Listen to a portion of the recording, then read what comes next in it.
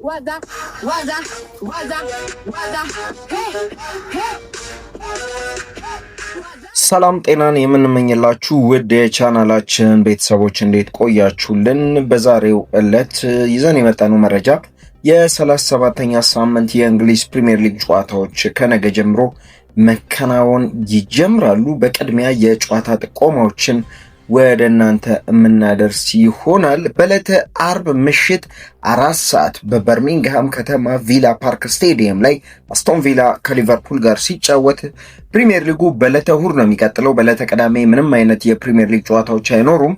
ቀን ምሳ ሰዓት 8:30 በኦልድ ትራፎርድ ስቴዲየም ማንቸስተር ዩናይትድ ከኖቲንግሃም ፎረስት ጋር ሲጫወት 11 ሰዓት ላይ በርከት ያሉ ጨዋታዎች ይደረጋሉ።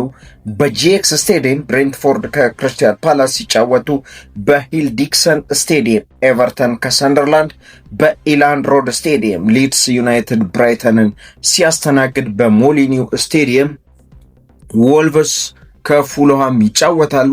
ምሽት 1 ሰዓት ከ30 በሴንት ጄምስ ፓርክ ስቴዲየም ኒውካስትል ዩናይትድ ከዌስትሃም ዩናይትድ ይጫወታሉ። በዕለተ ሰኞ ፕሪሚየር ሊጉ ሲቀጥል ምሽት 4 ሰዓት ላይ በለንደን ኤምሬት ስቴዲየም የሊጉ መሪ አርሰናል መውረዱን ካረጋገጠው በርንሌ ጋር የሚጫወቱ ይሆናል። ሌላኛው ጨዋታ የሚሆነው በዚህ ሳምንት የኤፍኤ ካፕ የፍጻሜ ጨዋታ በዕለተ ቅዳሜ 11 ሰዓት ላይ በለንደን ዌምብሌይ ስቴዲየም ማንቸስተር ሲቲ ከቼልሲ ይጫወታሉ። ይህን ጨዋታ በመሃል ዳኝነቱ ዳረን ኢንግላንድ ይመሩታል። የ2025-26 የኤፍኤ ካፕ የፍጻሜ ጨዋታ በዕለተ ቅዳሜ ምሽት አመሻሽ 11 ሰዓት ላይ በዌምብሌይ ስቴዲየም ይደረጋል። ይህን ጨዋታ ከወዲሁም ጠቁማችሁ የታላላቅ ክለቦችን የጉዳት የጨዋታ ሁኔታ ዝርዝርን በስፋት የምንመለከት ይሆናል። ወደዛ ከመሸጋገራችን በፊት ለቻናላችን አዲስ የሆናችሁ ቻናላችንን ሰብስክራይብ በማድረግ ቤተሰብ ይሁኑ። ላይክ ሼርን በማድረግ አጋርነታችሁን አሳዩን። ሀሳብ አስተያየታችሁንም ኮመንት ሴክሽን ላይ አስቀምጡልን። የታላላቆቹን ክለቦች ጨዋታ የምንመለከትበት ዘገባ ወደምንመለከትበት ዘገባ ስንሻገር በበርሚንግሃም ከተማ ቪላ ፓርክ ስቴዲየም አስቶን ቪላ ሊቨርፑልን ሲያስተናግድ ይህን ጨዋታ በመሃል ዳኝነቱ ክሪስ ካቫና የሚመሩት ይሆናል። ሁለቱ ክለቦች የመጨረሻዎቹን 5 የእርስ በርስ ግንኙነታቸውን ስንመለከት አስቶን ቪላ አንዱን ሲያሸንፍ፣ ሊቨርፑሎች 3ቱን በማሸነፍ የበላይነቱን ይዘዋል። በቀሪ አንድ ጨዋታ በአቻ ውጤት ተለያይተዋል። ሁለቱ ክለቦች በኩል 59 ነጥብ 4ኛና 5ኛ ደረጃ ላይ የተቀመጡ ክለቦች ናቸው። በሊቨርፑል በኩል በጉዳት ምክንያት የጨዋታ የሚያመልጣቸውን ተጫዋቾች ስንመለከት ስቴቨን ባጄስቲ፣ ዲየጎ ሊዮኒ፣ ኮኖር ብራድሊ፣ ሁጎ ኢኪቲኬ እና ዋታሮ ኢንዱ ናቸው።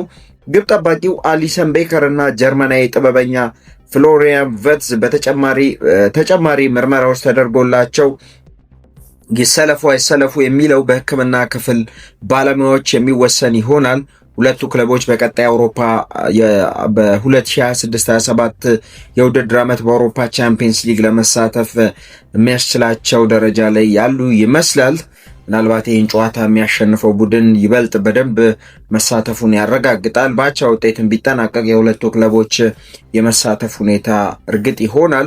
ሌላኛው ጨዋታ በዕለተ እሁድ የሚሆነው በኦልድ ትራፎርድ ስቴዲየም ማንቸስተር ዩናይትድ ኖቲንግሃም ፎረስትን የሚያስተናግድ ሲሆን ይህን ጨዋታ በመሃል ዳኝነቱ ሚካኤል ሳልስበሪ የሚመሩት ይሆናል። ሁለቱ ክለቦች የመጨረሻዎቹን 5 የእርስ በርስ ግንኙነታቸውን ስንመለከት ማንቸስተር ዩናይትድ አንዱን ብቻ ነው ማሸነፍ የቻለው። ኖቲንግሃም ፎረስቶች 3ቱን በማሸነፍ የበላይነት ይዘዋል።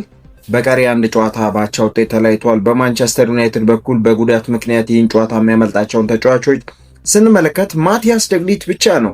ይህ ኔዘርላንዳዊ ተከላካይ ለረጅም ጊዜ በጉዳት ላይ ያለ ተጫዋች ነው። በዚህን ጨዋታ ላይ የማይሰለፍ ይሆናል። ሌላኛው የፊት መስመር ተጫዋች ቁመተ መለላው ስሎቬኒያ ቤንያሚን ሼሽኮ ሙሉ በሙሉ ከጉዳቱ አገግሞ ለጨዋታው ዝግጁ ሆኗል።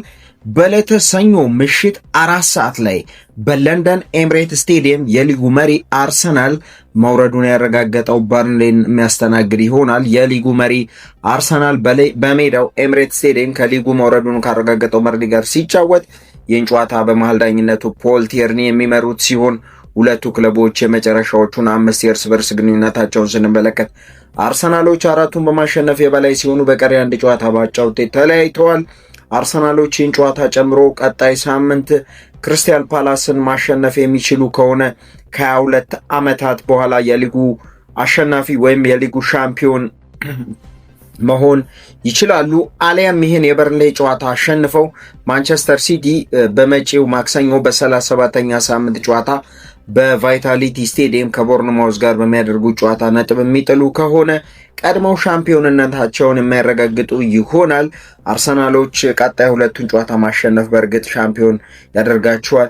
ይሄ ጨዋታ ላይ ግን አነጋጋሪው ነገር የሆነው የቀድሞ የቶተንሃም ሆትስፐር ተጫዋችና በማንቸስተር ሲቲ ቤት እጅግ ያሸበረቁ አመታቶችን ያሸነፈው የአውሮፓ ቻምፒየንስ ሊግ፣ የፕሪሚየር ሊግ፣ የዓለም ክለቦች ዋንጫንና የኤፍኤ ካፕ ካራባው ካፕ ዋንጫ ያሸነፈው ካይል ዎከር የሰጠው አስተያየት ነው። አርሰናሎች በርንሌን ለማሸነፍ ይቸገራሉ፣ እኛም አርሰናሎችን ለማሸነፍ ነው ወደ ሜዳ የምንገባው። ይሄ የቀድሞ የሲቲ ተጫዋች ለሲቲ ውለታ ለመዋል ያሰበ ነው ይመስለው። ምናልባት ጨዋታው በለንደን ኤምሬትስ ስቴዲየም መደረጉና የሊጉ መሪ አርሰናል ከመሆኑ አንጻር አርሰናል ይህን ጨዋታ በቀላሉ ያሸንፋል ተብሎ ይጠበቃል። የሊጉን የደረጃ ሰንጠረዥ ስንመለከት አርሰናል በ79 ነጥብ አናት ላይ ተቀምጦ ሲመራ ማንቸስተር ሲቲ ተስተካካይ ጨዋታውንም ከውኖ በ77 ነጥብ በኩል 36 ጨዋታ ከአርሰናል ጋር 77 ነጥቦችን ይዞ በ2 ነጥብ ዝቅ ብሎ ሁለተኛ ደረጃ ላይ ሲቀመጥ፣ ማንቸስተር ዩናይትድ በ65 ነጥብ ሶስተኛ ደረጃ ሲቀመጥ፣ ሊቨርፑል እና አስቶን ቪላ 59 ነጥቦችን ይዘው አራተኛና አምስተኛ ደረጃ ላይ ተቀምጠዋል። በርንማውዝ በ55 ነጥብ ስድስተኛ ደረጃ ሲቀመጥ፣ ብራይተን ሆቭ ኤንድ አልቢዮን በ53 ነጥብ ሰባተኛ፣ ብሬንትፎርድ በ51 ነጥብ ስምንተኛ ሲቀመጥ፣ ቼልሲ በ49 ነጥብ ዘጠነኛ ደረጃ ተቀምጧል። ኤቨርተን በተመሳሳይ 49 ነጥብ 10ኛ ደረጃ ላይ ሲቀመጥ፣ በወራጅ ቀጠናው ላይ ቶተንሃም ሆትስፐር እና ዌስትሃም እጅግ በጣም ትልቅ ፉክክር እያደረጉ ነው። 17ኛ ደረጃን ይዞ ለማጠናቀቅ በፕሪሚየር ሊጉ ለመቆየት ብርቱ ፉክክር እያደረጉ ይገኛሉ። ቶተንሃም 38 ነጥቦችን ይዞ 17ኛ ደረጃ ላይ ሲቀመጥ፣ ዌስትሃም በ2 ነጥብ ዝቅ ብሎ በ36 ነጥብ 18ኛ ደረጃ ላይ ተቀምጧል። በርንሌይ በ20 ነጥብ 19ኛ ደረጃ ሲቀመጥ፣ ወልቨርሃምፕተን ወንደረርስ 18 ነጥቦችን በመሰብሰብ በወራጅ ቀጠናው ላይ የሚገኙ ክለቦች ናቸው። ከፍተኛ ግብ አስቆጣሪዎቹን ስንመለከት ኤርሊንግ ብሮት ሆላንድ ከማንቸስተር ሲቲ ኖርዌይ አጥቂ በ26 ጎሎች ሲመራ፣ ኢጎር ቲያጎ ከብሬንትፎርድ 22 ጎሎች አሉት። አንቶን ሰመኒዮ 15 ጎሎች አስቆጥሮ ከማንቸስተር ሲቲ እና ዣኦ ፔድሮ ከቼልሲ 15 ጎሎችን በተመሳሳይ በማስቆጠር ተከታትለው እየመሩ ይገኛሉ። ዌስትሃሞች ምናልባት ከቶተንሃም ጋር ያላቸው ፉክክር በዚህ ሳምንት ቶተንሃም በቀጣይ ማክሰኞ ነው ከቼልሲ ጋር ጨዋታውን የሚያደርገው። ዌስትሃሞች በዚህ ሳምንት ከኒውካስትል ጋር የሚያደርጉትን ጨዋታ ማሸነፍ የሚችሉ ከሆነ ለጊዜውም ቢሆን ከወራጅ ቀጠናው መውጣታቸውን የሚያስችላቸው ውጤት ማስመዝገብ የሚችሉ ከሆነ ቶተንሃም እስኪጫወት ድረስ ጫና መፍጠር ይችላሉ። የዛሬ መረጃዎቻችንን እዚህ ጋር እያጠቃለልን በሌሎች ወቅታዊና አዳዲስ መረጃዎች እስከምንገናኝ ለምትወዷቸውና ለምትደግፏቸው ክለቦች መልካም ውጤትን እየተመኘን በሰላም በጤና ቆዩን። ዋዛ የስፖርቱ መዓዛ